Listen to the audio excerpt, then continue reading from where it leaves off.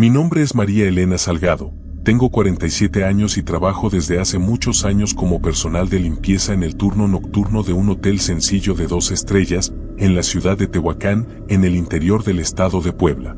Siempre he sido una mujer práctica, acostumbrada al trabajo pesado, a los horarios malos y al poco descanso.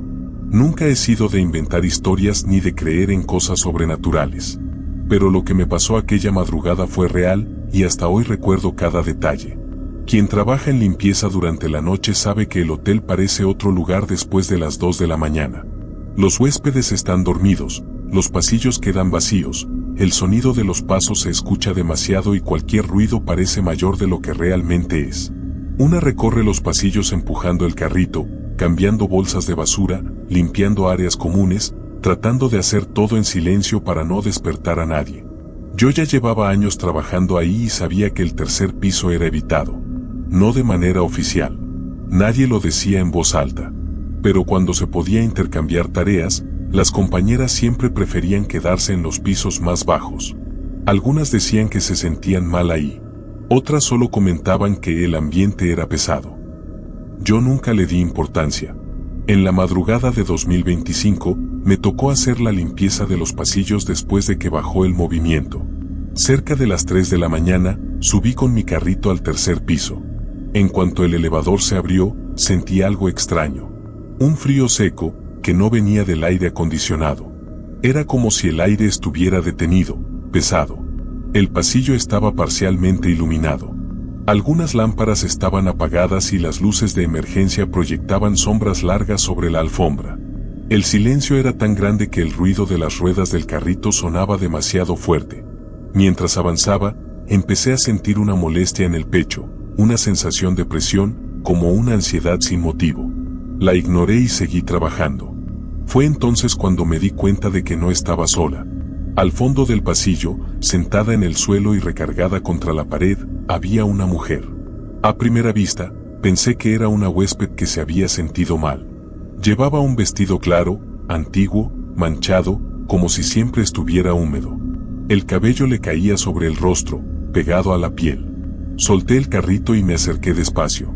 «Señora, ¿se encuentra bien?». No respondió. Cuando levantó lentamente la cabeza, sentí que todo mi cuerpo se congelaba. El rostro era demasiado pálido, casi transparente. Los ojos eran hundidos, oscuros, vacíos, como huecos. Aquello no parecía alguien vivo. Antes de que pudiera reaccionar, se levantó sin apoyar las manos en el suelo. No caminó. Se deslizó hacia mí. El aire se volvió pesado, difícil de respirar. El frío subió por mis piernas y mis manos comenzaron a temblar. Se detuvo justo frente a mí. Abrió la boca y soltó un lamento bajo y profundo, cargado de tristeza. El sonido parecía atravesarme por dentro. En ese instante, las luces del pasillo parpadearon de forma brusca. Yo grité. No fue un grito consciente. Fue puro desespero. Sentí que las piernas me fallaban, el corazón se me aceleró y todo se volvió oscuro. Me desmayé ahí mismo, en medio del pasillo. Algunos segundos después, o al menos eso fue lo que me dijeron, desperté mientras alguien me sacudía. Era la recepcionista del hotel, que había escuchado mi grito desde la recepción y subió corriendo para ver qué había pasado. Yo estaba en el suelo, sudando frío, temblando, sin poder hablar bien. La recepcionista me preguntaba qué había ocurrido, si me había caído, si me había sentido mal. Miraba alrededor, confundida. Le pregunté, aún sin aliento, ¿no la viste? ¿No la escuchaste? Ella dijo que no había visto a nadie, que no escuchó ningún lamento. Solo mi grito. El pasillo estaba completamente vacío. Bajé con ayuda y pasé el resto de la madrugada sentada en la recepción, tratando de recuperarme. No volví al tercer piso esa noche.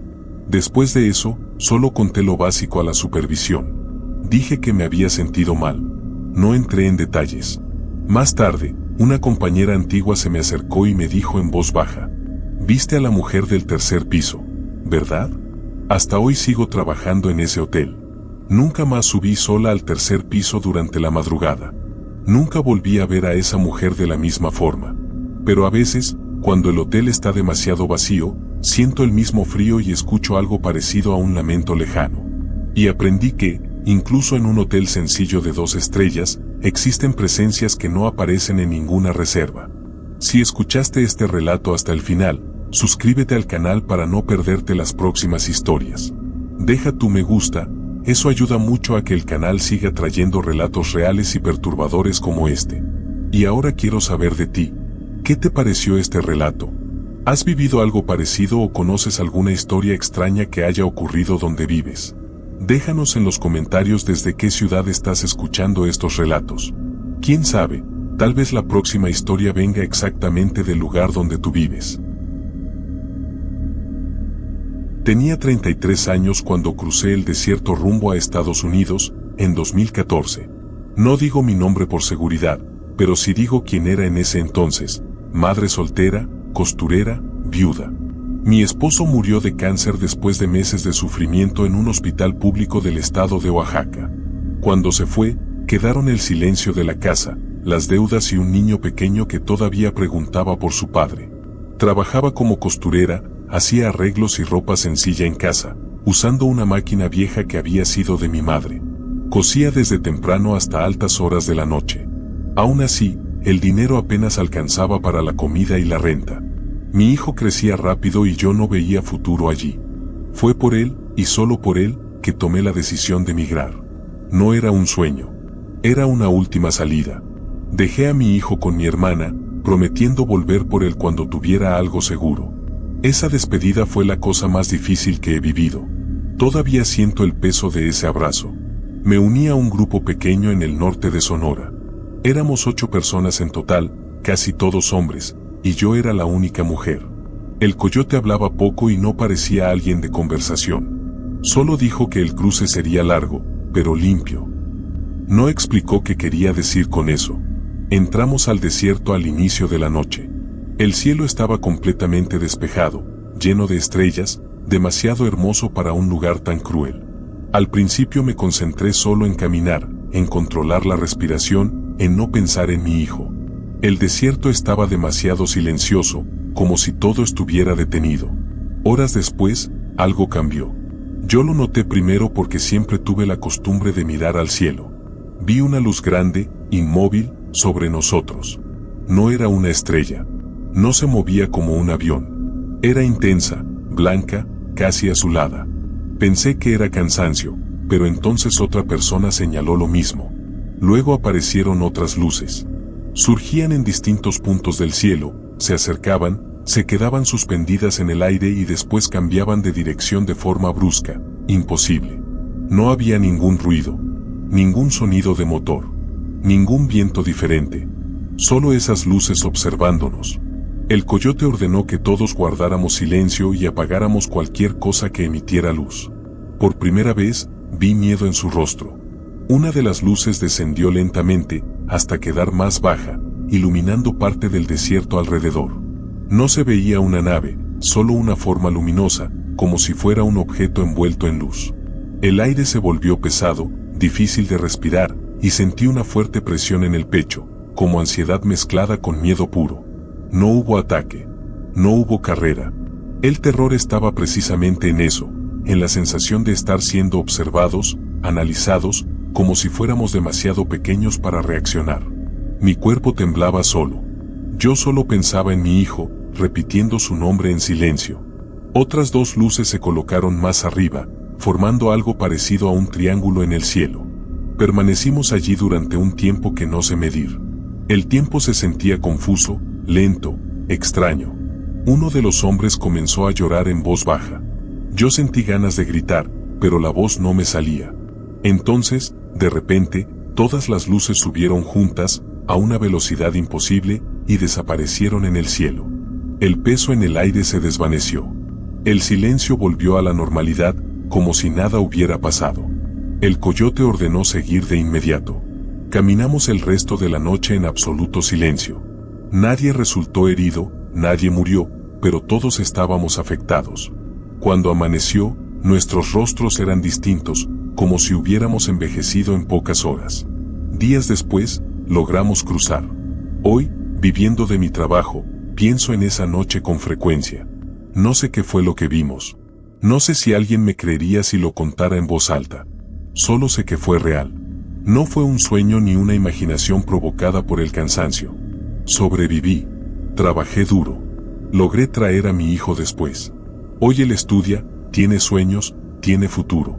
Y todo lo que enfrenté valió la pena. Pero ese recuerdo sigue conmigo, silencioso, como una cicatriz invisible. Una prueba de que, en el camino del migrante, existen cosas que no aparecen en los mapas y que no lastiman el cuerpo, pero nos acompañan por el resto de la vida. Tenía 42 años cuando esto ocurrió, en el año 2019. Nunca digo mi nombre verdadero porque cruzar a Estados Unidos de esa manera no es algo que se cuente con orgullo, sino por necesidad. Vivía en el estado de Guerrero, en una comunidad pequeña donde trabajaba como ayudante en los cultivos y hacía trabajos ocasionales en la construcción. El dinero nunca alcanzaba. Mi esposa estaba enferma y mis 2 hijos ya habían dejado de estudiar porque no había forma de pagar materiales ni transporte. La violencia en la región también empeoraba cada mes. No era una elección, era la única salida que veía.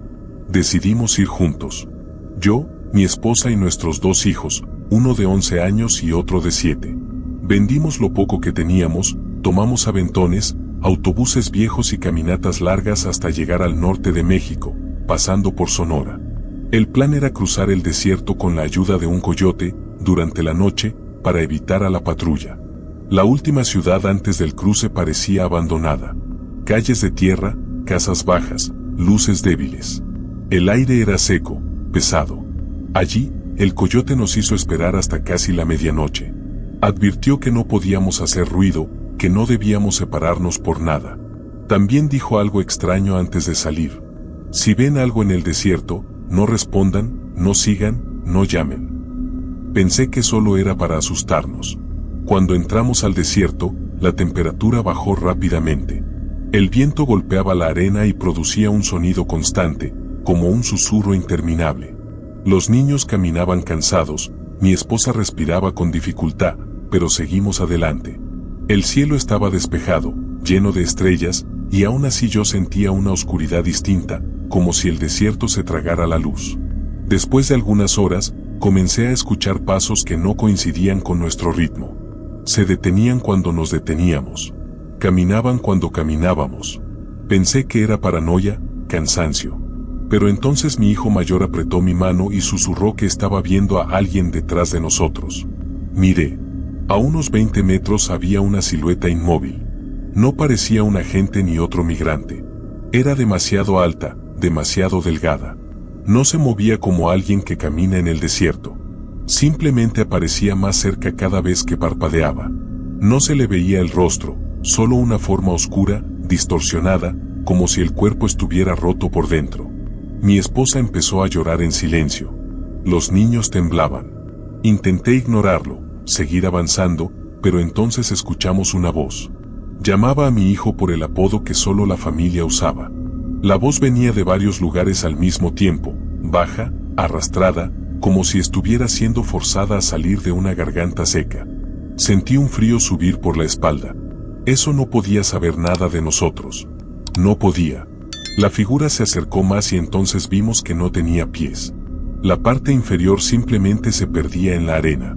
Los brazos eran demasiado largos y colgaban como si estuvieran rotos. Cuando el viento sopló con más fuerza, la forma pareció abrirse, como si el cuerpo fuera de tela vieja, revelando algo oscuro y vacío en su interior. Otras sombras comenzaron a surgir alrededor. Algunas se arrastraban. Otras permanecían de pie, inmóviles, observando. Todo el desierto parecía vivo, respirando junto con esas cosas. El sonido del viento se convirtió en un murmullo lleno de voces, como si muchas personas hablaran al mismo tiempo, todas con dolor. El coyote gritó que corriéramos. Fue el caos. Los niños lloraban, mi esposa casi cayó. Detrás de nosotros escuché algo correr demasiado rápido para ser humano, la arena siendo desgarrada, una respiración pesada, animal, mezclada con risas secas. En un momento, sentí una mano tocar mi hombro. No estaba caliente ni fría. Era como tocar algo muerto desde hacía mucho tiempo. Me giré y vi un rostro por primera vez. No tenía ojos, solo cavidades oscuras, y la boca era demasiado grande, abierta en una sonrisa imposible, llena de algo que parecía dientes, pero torcidos, irregulares, como si no estuvieran hechos para masticar. Empujé a mi familia y seguí corriendo sin mirar atrás. No sé cuánto tiempo pasó. Solo sé que, de pronto, todo quedó en silencio. Las voces cesaron. El viento se detuvo. Cuando miramos alrededor, ya no había nada. Solo el desierto vacío y algunos migrantes arrodillados, llorando, en shock. Una pareja que caminaba cerca de nosotros había desaparecido. Simplemente ya no estaba allí. Llegamos del otro lado al amanecer, exhaustos, heridos, pero vivos. Nunca hablamos de eso con las autoridades ni con otras personas. Pero todos los que estuvimos allí sabíamos que no había sido imaginación. El miedo era demasiado real. Hasta hoy, cuando recuerdo aquella noche de 2019, sé que el desierto no está vacío. Algo vive allí. Algo que observa a quienes intentan cruzar y elige a quien no va a dejar salir. Tenía 29 años cuando todo ocurrió, en el año 2016. No diré mi nombre por razones obvias. Vivía en Michoacán, trabajando como conductor de entregas para un pequeño comercio local. El dinero era poco, el trabajo inestable, con el tiempo, llegaron las amenazas, las extorsiones y el miedo constante. Cuando perdí el empleo y me di cuenta de que no podría sostener mi hogar, entendí que quedarme sería condenar a mi familia a una vida sin salida. Mi esposa estaba embarazada de 5 meses cuando decidimos partir.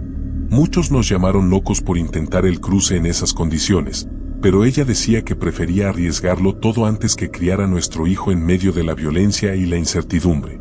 No fue valentía, fue desesperación. Después de días viajando a escondidas, llegamos al estado de Chihuahua, cerca de la frontera. Nos quedamos 2 días refugiados en una casa abandonada, con ventanas rotas y olor a polvo viejo. Por la noche, el silencio era demasiado pesado. Aún cansados, casi no dormíamos. Algo en ese lugar mantenía el cuerpo en alerta todo el tiempo. En la tercera noche, el coyote dijo que era hora.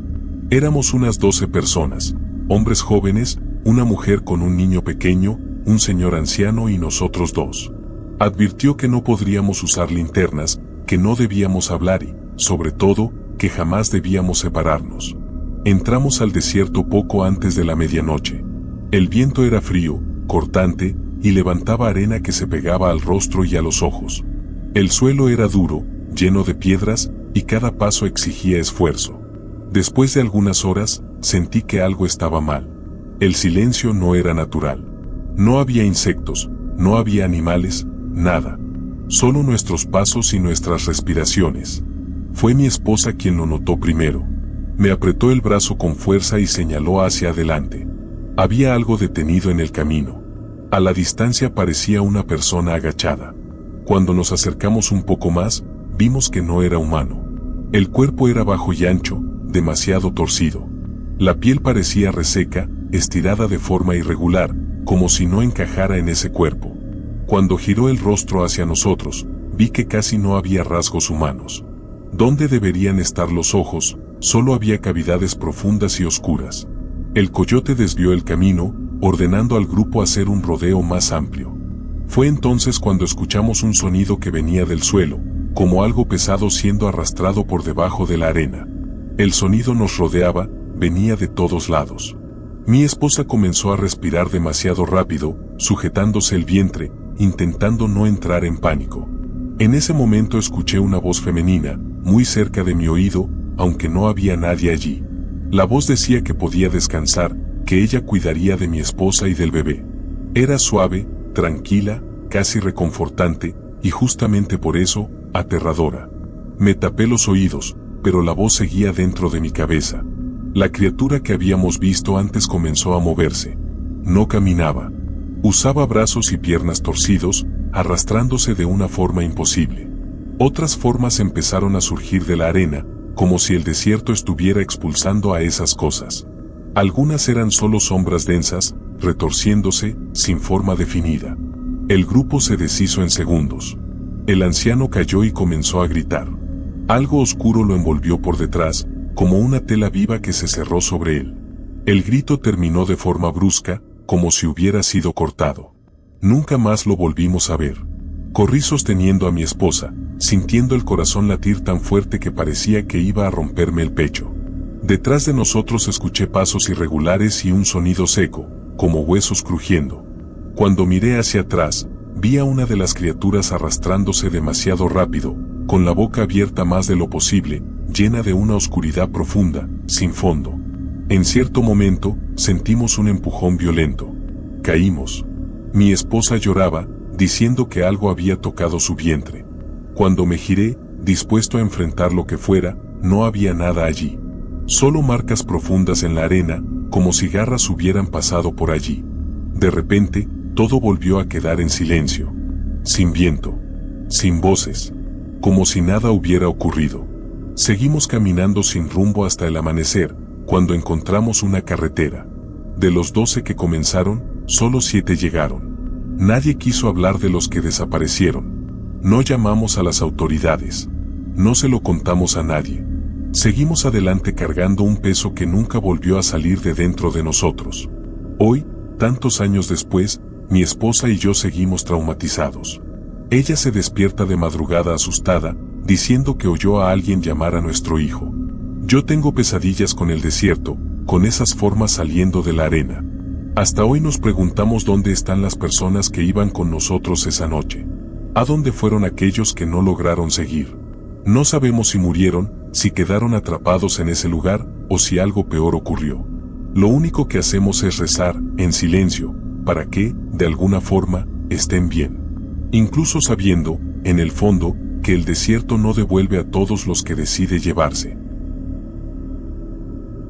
Tenía 34 años cuando todo ocurrió, en 2021. Hasta el día de hoy evito decir mi nombre o cualquier detalle que pueda identificarme con la situación que viví. En ese entonces, vivía en el estado de Puebla, en la periferia de una ciudad industrial, y trabajaba como operador de telar en una fábrica textil. Eran naves antiguas, ruidosas, con turnos largos y máquinas viejas que se descomponían todo el tiempo. El salario era bajo y con frecuencia se retrasaba. Cuando los pedidos comenzaron a disminuir, los despidos llegaron en silencio. Un día estabas ahí, y al siguiente simplemente ya no te llamaban. Tenía 3 hijos pequeños y una esposa que se encargaba de la casa. Todo dependía de mi salario. Las cuentas empezaron a acumularse y llegó un punto en el que tuvimos que elegir entre pagar la renta o comprar mejor comida para los niños. Ver a mis hijos acostumbrarse a comer menos fue lo que me hizo tomar la decisión. No era ambición. Era supervivencia. Decidí migrar solo. No tuve el valor de exponer a mi familia al riesgo del desierto. Les prometí que iría, que trabajaría en lo que fuera y que, cuando tuviera el dinero suficiente, encontraría la forma de traerlos conmigo. Esa promesa fue lo que me mantuvo firme durante toda la travesía. El viaje hacia el norte fue agotador. Pasé por albergues saturados, casas abandonadas y noches durmiendo a la intemperie. Muchas veces comí solo una tortilla seca en todo el día. Vi gente rendirse a mitad del camino, regresar sin nada. Vi a otros llorar en silencio, arrepentidos incluso antes de llegar al desierto. Llegué al estado de Sonora después de semanas. El poblado donde nos quedamos antes del cruce parecía detenido en el tiempo. Casas sencillas, muchas abandonadas, calles de tierra y un silencio extraño cuando caía la noche. Las pocas personas que pasaban evitaban mirarnos. Era como si supieran exactamente lo que estábamos a punto de hacer. La noche del cruce éramos 9 migrantes. Gente común, un joven que había sido ayudante de cocina, un agricultor mayor con el rostro marcado por el sol, 2 hermanos provenientes del centro del país. Mientras el coyote explicaba la ruta, sentí algo que no sé explicar bien. Un presentimiento muy malo. No era un miedo común. Era una sensación pesada en el pecho, una presión que no desaparecía, como si mi cuerpo me advirtiera que esa noche no sería normal. Por unos segundos pensé en desistir, en esperar otra oportunidad. Lo ignoré. Creí que era nerviosismo. Hoy sé que esa advertencia tenía sentido. Entramos al desierto poco después de la medianoche. La arena aún estaba caliente, incluso de noche, y el aire era demasiado seco, lastimando la garganta con cada respiración. El cielo estaba despejado, lleno de estrellas, pero eso no traía consuelo. El silencio era absoluto. Ningún insecto, ningún animal. Solo nuestros pasos y el sonido lejano del viento. Después de un tiempo, empezamos a sentir un olor fuerte y extraño, como carne quemada mezclada con algo viejo y podrido. Pensé que era algún animal muerto, pero el olor parecía moverse con nosotros, haciéndose más intenso y luego más débil, sin desaparecer del todo. Fue entonces cuando notamos movimientos alrededor. No eran pasos claros. Eran sombras desplazándose fuera del campo de visión, algo que se siente más de lo que se ve. A veces, por el rabillo del ojo, parecía haber alguien detenido, pero cuando mirábamos directamente, no había nada. Más adelante, vimos algo en la arena. Parecía una persona agachada, inmóvil. El coyote hizo una señal para desviarnos, pero cuando nos acercamos un poco más, esa cosa levantó la cabeza. El cuello se estiró de una forma incorrecta, imposible. El rostro estaba hinchado, con la piel demasiado estirada, como si estuviera a punto de desgarrarse. Los ojos eran hundidos, casi invisibles, y la boca abierta formaba una sonrisa torcida, fija, sin expresión humana. Cuando se puso de pie, vimos que era demasiado alta, con brazos largos que casi tocaban el suelo. El cuerpo parecía mal armado, como si los huesos no encajaran bien. Cada movimiento venía acompañado de un sonido seco, como chasquidos. Entonces nos dimos cuenta de que no era solo una. Otras formas comenzaron a surgir entre las dunas. Algunas se movían de pie, lentamente. Otras se arrastraban, dejando marcas profundas en la arena. El agricultor empezó a rezar llorando. Uno de los hermanos temblaba tanto que apenas podía caminar. El coyote perdió el control y gritó que corriéramos. Corrimos.